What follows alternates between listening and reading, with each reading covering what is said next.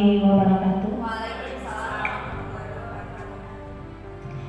Pertama-tama saya ingin mengucapkan beribu terima kasih kepada Bapak Ibu yang sudah mau meluangkan waktunya untuk bisa mengikuti rangkaian program dari pendidikan saya, yaitu Desiminasi Budaya Positif. Ini salah satu kegiatan yang harus saya selesaikan di program pendidikan guru penggerak untuk mengimbaskan bagaimana tentang pemahaman budaya positif di individu maupun di rekan sejawat. Membangkitkan semangat kita ada yel-yel, lalu saya sebutkan semangat pagi, maka Bapak Ibu akan menjawab pagi, semangat. Oke? Semangat pagi. Paginya 3 kali Bapak Ibu. Ulangi ya. Semangat pagi. Semangat. Terima kasih untuk Bapak Ibu semua. Kita lanjutkan ke desiminasi budaya positif yang akan saya paparkan. Di sini ada 8 komponen yang akan saya imbaskan kepada Bapak Ibu tentang konsep inti dari budaya positif, yaitu perubahan paradigma belajar, disiplin positif, nilai-nilai kebajikan, kebutuhan dasar manusia, motivasi perilaku manusia, posisi kontrol guru, keyakinan kelas, dan segitiga restitusi. Yang pertama, kita membahas tentang pembelajaran dengan paradigma baru.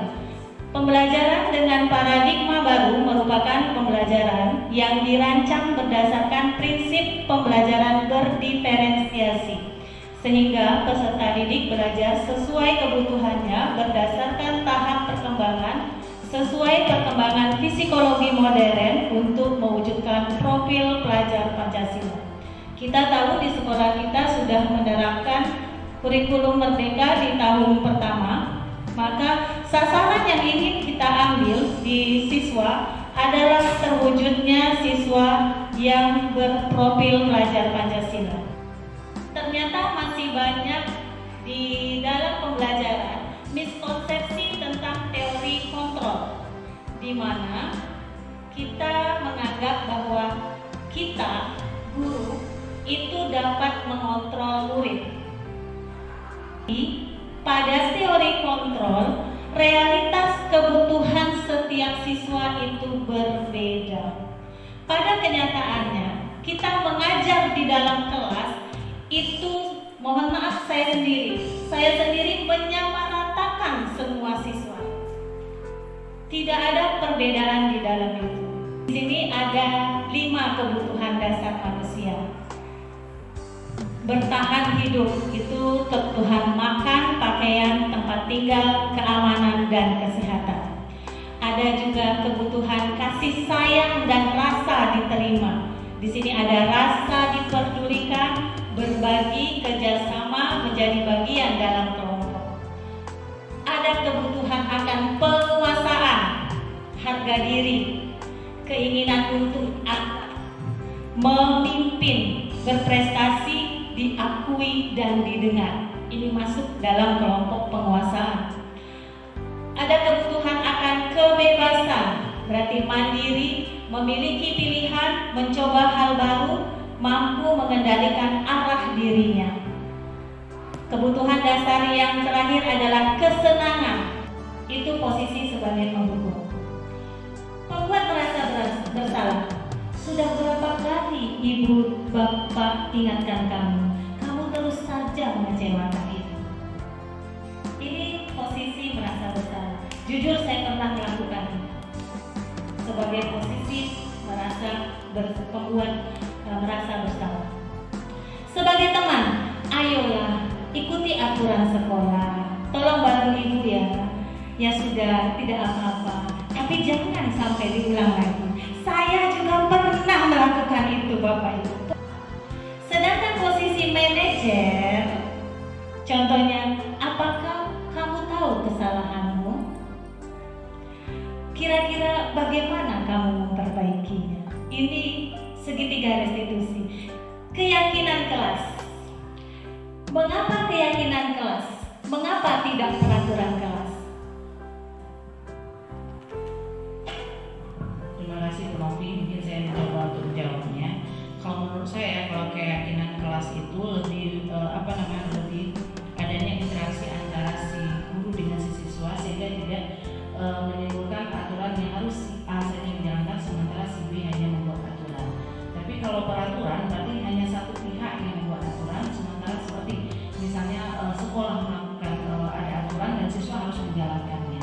Tapi kalau keyakinan sama-sama kita bangun, mungkin ada sesuatu aturan tapi kesepakatan dari antara pihak siswa, sekolah, dan guru serta lingkungan di sekitar. Mungkin itu saja Pak. Terima kasih.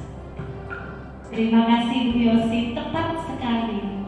Peraturan kelas itu sepihak Bapak Ibu, satu arah. Anak tidak diberikan kesempatan untuk mereka menentukan apa akibat konsekuensi dari yang mereka lakukan. Sedangkan keyakinan kelas itu kita bersama-sama menentukan apa yang tidak boleh dan apa konsekuensinya. Pembentukan keyakinan kelas bersifat abstrak berupa pernyataan universal tadi dibuat dalam pernyataan yang positif. Segitiga restitusi Bapak Ibu. Segitiga restitusi ini adalah proses menciptakan kondisi bagi murid untuk memperbaiki kesalahan mereka sehingga mereka bisa kembali pada kelompok mereka dengan karakter yang lebih kuat. Mungkin kalau ada sesi diskusi kita lanjutkan ke sesi diskusi. Silakan yang mau menanggapi atau mau bertanya Bapak Ibu. Terima kasih atas kesempatannya. Materi kita tentang diseminasi budaya positif. Diseminasi budaya positif itu saya akan memulai bahwa hidup ini kan respon dengan apa kita jadi stimulus dengan respon. Ya. Nah, budaya positif bisa kita bangun dari kita. Tapi sekiranya responnya itu sangat-sangat negatif. Jadi ini kayak apa kita mensikapi apabila stimulusnya itu super negatif. Ya, super negatif. Terima kasih untuk Pak Muhalim. Bagaimana menyikapi kalau seandainya hasil dari stimulus anak itu super negatif? Seperti yang telah saya sebutkan tadi, bahwa di dalam kita punya teori kontrol, kita punya mengontrol diri.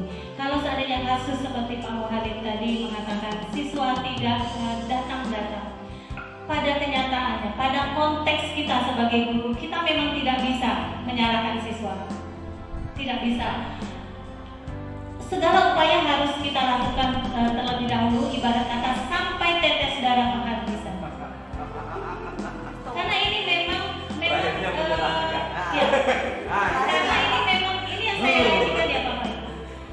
Kalau kita sudah mau terjun sebagai pendidik, kita sudah mau menjadi seorang pendidik, kita harus bisa mengupayakan sampai tetes darah penghabisan.